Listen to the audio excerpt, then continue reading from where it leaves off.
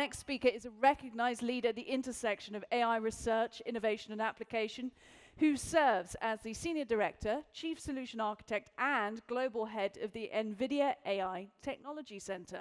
His appointment as Executive Director of the ASEAN Applied Research Center further reflects his dedication to fostering regional collaboration and applied AI research for development. Here to talk to us about automation to discovery and the next evolution of AI research, please put your hands together for Simon C. Thank you.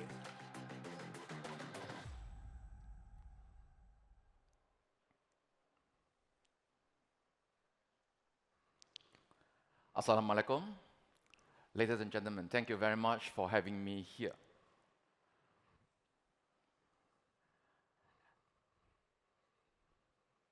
As a scientist, I'm always intrigued with how human looks at mathematics, computational science, and artificial intelligence. One of the earliest things, and human has always wanted to automate things as much as possible. This is a old mechanisms, a computational mechanisms that was dated back to about 150 BC. It is a mechanism, and this is a reconstruction of it, to compute the periods, the times for athletes, the performance, and so forth. And over the period of times, human has created a lot of new form of machines, calculations, and so forth to help men to do all sorts of different things. Fast forward, only until the 18th century, or rather, we start to have mass automations. These are some of the examples, like the spinning journey, flying shuttles, and so forth, that we start to have mass automations. Fast forward to the 21st century, we now have robots to do almost everything. Making cars, assembling lines, constructions, and so forth. We have factories doing semiconductors and stuff like this. Xiaomi, as you would know. Many of these companies happening in China and all over the world. And we are now massively able to reduce the cost of each product because of all these automations. So much so that now we have the concepts of what we call the dark factory. A dark factory basically means that a factory without human being. You do not need to have human inside there, or rather, you do not need to switch on the lights because there's no human inside there. So we have come to a stage where automation right now has advanced so much. But of course, these are all automations at the factory levels and so forth. There are still a lot of tasks that we want it to be automated. One of them, and this is basically things will be like in the labs itself, where now you have labs that is fully automated. You do not need to actually do all the chemistry stuff of things, putting chemicals together, dangerous chemicals together, and so forth. You have machines that are able to generate out all the different data as fast as possible to generate your data for chemical process. But also the other things is that the daily life. Right, so one of the things that my wife actually always wanted me to do is that since you are in AI, can't you build robots like this that can actually help me to do my daily work? And this is request from, I believe that many women want to do this. But in fact, I think most of the men will want to do this because your wife will have been asking you to do all these things most of the time. So there are already automations like this all over the place. The question right now is that how can we bring down the cost enough to have this machine cheap enough to actually deploy in our house? We have automations already. We have automations from factories to cleanings to cookings and whatsoever. Of course, like I say again, it depends upon the manufacturing cost and so forth. And once the cost of these robots is able to come down, we will then able to deploy them all over the place. But the problem is this, is that is it able to do discovery? We are able to do automations, but are we able to do discovery? As a scientist, I'm actually a trained mathematician by training. We always want a way to find new things. As a scientist, it is not just about doing experiment, but to discover new phenomenon, new theory, and whatsoever. Is artificial intelligence able for us to do that? So I'm going to walk you through the path a little bit here. First of all, we look at the scoreboard. Artificial intelligence over the last couple of years has propelled, has improved, progressed tremendously, especially the last few years. If you look at the trajectory, it has progressed tremendously fast. And what we call predictive AI, things like predictive AI, you will see that, for example, like facial recognitions, airport, like Qatar airport, right now you have a lot of automatic facial recognition. Singapore airport, you could actually walk through the airport without having to show your passport, and so forth. So these are already all in productions, ready to use. Sports itself, we have changed sports altogether, right?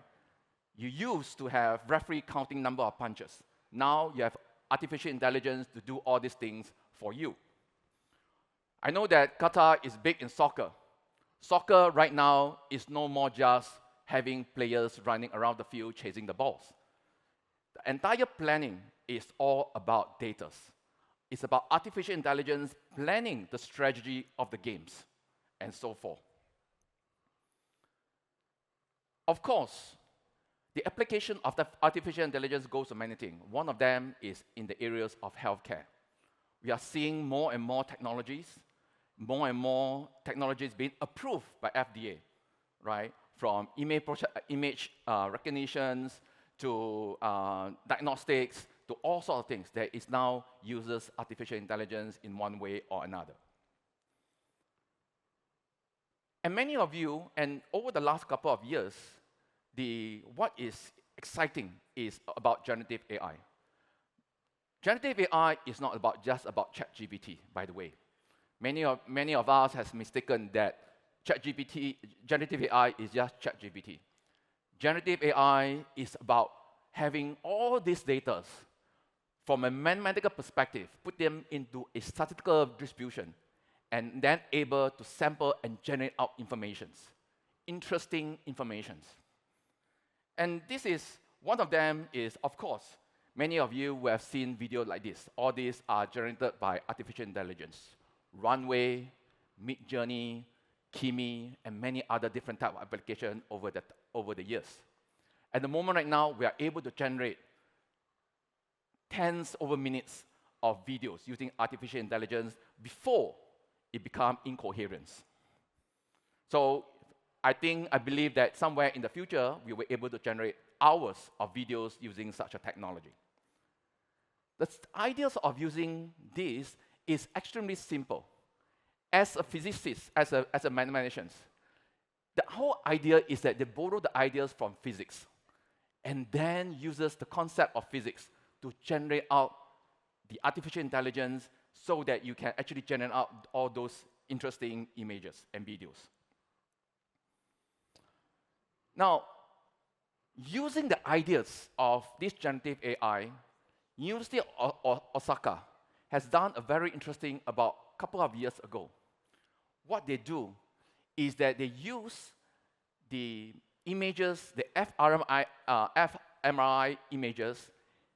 Using those images, they are able to use the generative AI to produce the images that is probably seen by the patients. So, Singapore universities and Chinese University of Hong Kong take one step forward and produce a videos itself feeding the patient with videos, as you can see over there, is a ground truth. And what it does is a reconstructed videos of what they think the patient is seeing inside his or her brain. So basically, you think of it is actually some form of mind reading using fMRI scan. So there's a lot of new technology coming out, new algorithms and so forth. And one of the use case for this is in terms of using for mental patients. As you will know, that many of these mental patients, we do not know how the mental patient actually thinks. So if we could use certain technology in such a way that we could look at MRI scans, we could then able to tell us that what the mental patient is actually seeing inside his or her brain. It will also be used for patients like this, where this patient has able to speak over after 18 years. Now, many of you who are very familiar with ChatGPT, right? But ChatGPT is actually part of what we call the large language models. Language models, natural language processing has been around for a long time. There are many models, as you could see over here, GPT-4, Llama, and whatsoever. The basic ideas of the language models become very pervasive because of a paper that was published in 2017. It's called, 2015. It's called Attention is All You Need. And then subsequently, Google's produced the Transformer. The Transformer basically is a neural network that have attention mechanisms. Now, remember that the language models, and this is something that's very important for us to know, the language models was designed to predict the next words or the next words, and subsequently the next phrase, the next sentence, the next paragraph, and whatsoever. It is used to predict that based on a probabilistic model. And that is the basic equations that is describing it. It's very important that you remember that. It wasn't designed to do understanding. It wasn't designed to do reasoning. It was designed simply to predict the next words. Now, however, the interesting thing is that what happened was that the community uses all the data in the world, as much data as possible, to train the models. And there was this interesting phenomenon that called the grokkering, that we start to see emerging properties. Property that seems that the language models actually understands, actually perceive to reason. And I use the word very strongly, perceive, right? There are a lot of mathematical studies that we see some geometries and starts to see that all this language, all these words starts to have relationship with one another, and so forth. Now, the good thing is that mathematically, we have shown that the language models is able to solve downstream problem. Don't worry about this. As a mathematician, I always tend to look at the mathematical problem, but the whole idea is this, is that we have proven mathematically that it can solve certain downstream problems. So the language models itself has shown that it can pass financial examination. It's been used in banks, Goldman Sachs, and many other places, as you could see, over the exhibition hall and so forth. And there are also things like fuels, false alarm, JP Morgan's, and things that use for anti-money laundering efforts and stuff like this.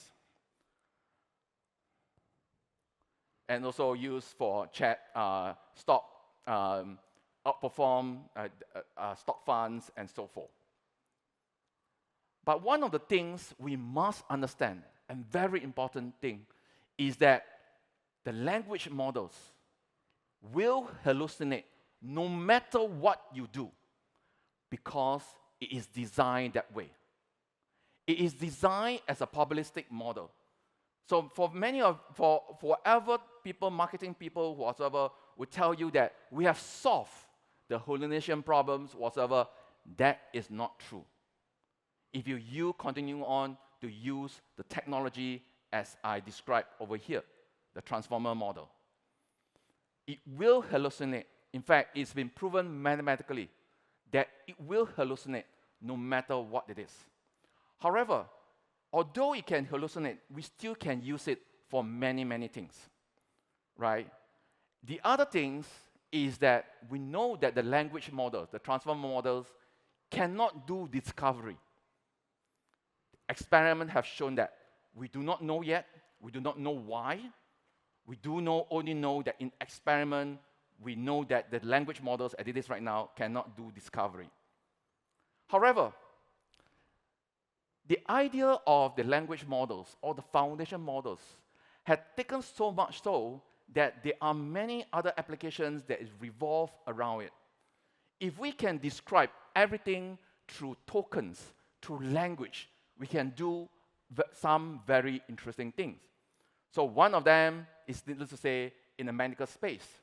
So if we can code medical informations, genomics, genes, whatever, as a language, we can build biological models that is based on what we call the biological foundation models. It can do extremely very interesting things. There are also robotics models, right? As you could see, as we know, robots is extremely challenging. To train a robot is extremely challenging. You may think that as a human, when we turn a knob, it's easy. For a robot to turn a knob, it takes a very, very complex computation to do that. Thus, we have to find a way of shortcutting it by using a foundation models to train the robots. So in Nvidia, we actually built something called the GROOT. And for those who are interested, can actually talk to me or my colleagues about this technology where we can use it for robotics training. The other things is the area of agents.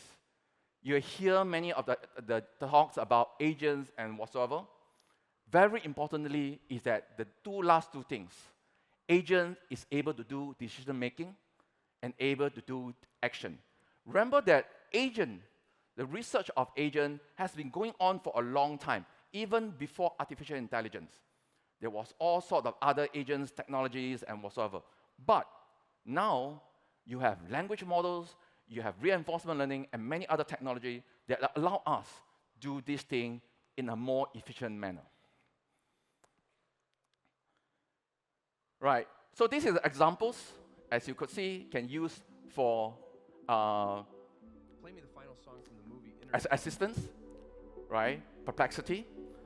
And then I think many of you would have already used it in one way or another, helping you to book restaurants, helping you to do many other things and whatsoever. Another project is by Google's I'm Project here with Astra. the latest research prototype of Project Astra, and we're going to see how it can help me fix my bike. Hey, go online and look for a user's manual for a Huffy mountain bike. I have found a user manual for you. What would you like to know about it? Okay, cool. Now scroll until you find the section about the brakes. Sure thing. Looking for that page now. I think I stripped this screw. Can you go on YouTube and find a video for how to fix that? Of course. I'm opening YouTube now. Due to lack of time, I'm going to cut short the videos, but for those who are interested, I will share that with you. Oh, nice. But also the other thing, just to switch gear a little bit here. One of the very important technology that we actually, in fact, some of us has actually forgotten. Fortunately, I think the earlier speaker has brought up is AlphaGo. AlphaGo is a very extremely important technology that developed by DeepMind. Again, reinforcement learning has been around for a long time. The idea behind reinforcement learning is a penalty and reward algorithms. It's just like how we learn to walk. When we make a mistake, we get a penalty. When we get it right, we get a reward. The question is that can we actually encode that into algorithms? And algorithms look extremely simple over here, but it's extremely difficult to implement. Over the years, we have done many things, and this is examples of a robot that's able to put the red pig into the hole by itself. The robot wasn't taught how to put it in. The robot was just asked to put it in. And this is a very old examples of it. This has been training for, of course, this is accelerated images, videos, and you could see that it trains for a long time before it's able to put the red pig into the hole. But what is important here is that these algorithms learn itself, learn by itself. It learns to do certain things by itself. And in fact, in Alpha 0 was being designed in such a way that it does not take on human games. It plays against itself, it learns itself, and so forth. Now, with the vast amount of computation that we have, we can then able to do things like this, where we have robotics that are able to train all these things together. Right? So I'm going to accelerate the talk a bit over here due to the lack of time. And these allow people to build things like AlphaGos and so forth. Now, with this technology, now we can able to build automatic code programming and so forth. And also things like no code. With the advance of technology, GPUs, titanium, ironwood, whatever, we have managed to improve the performance tremendously.